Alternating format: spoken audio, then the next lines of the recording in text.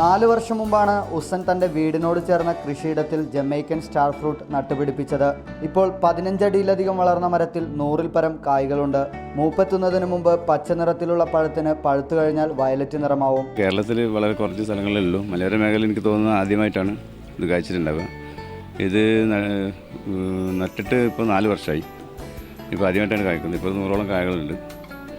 Jamaican സ്വദേശമാണ്. കേരളത്തിൽ പാൽപ്പഴം എന്നറിയപ്പെടുന്നുണ്ട്. ഇതിൻ്റെ ശരിക്കും പേര് ജമൈക്കൻ സ്റ്റാർ ഫ്രൂട്ട് എന്നാണ്. 4 വർഷം കൊണ്ട് ഈ പഴത്ര ഇപ്പോൾ 20 അടി ഉയരത്തിൽ മരം വളർന്നു. അപ്പോൾ കേരളത്തിലെ കാലാവസ്ഥക്ക് അനുയോജ്യമാണ്. മറ്റ് കാലാവസ്ഥയിൽ ഉണ്ടാകുന്ന മാറ്റങ്ങളിൽ അനുസരിച്ച് ഇതിൻ്റെ ചെടിക്ക് എന്തെങ്കിലും പ്രശ്നങ്ങളോ പഴത്തിനോ ഒന്നും വരുന്നില്ല. ക്രിസോഫില്ലം കൈനിറ്റോ എന്ന ശാസ്ത്രീയ നാമത്തിൽ അറിയപ്പെടുന്ന പാൽപ്പഴം സപ്പോട്ട കുടുംബത്തിൽപ്പെട്ടതാണ്.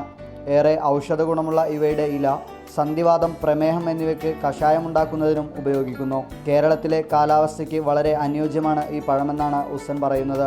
ആസാദ് മുക്കത്തോടൊപ്പം റിപ്പോർട്ടർ, കോഴിക്കോട്.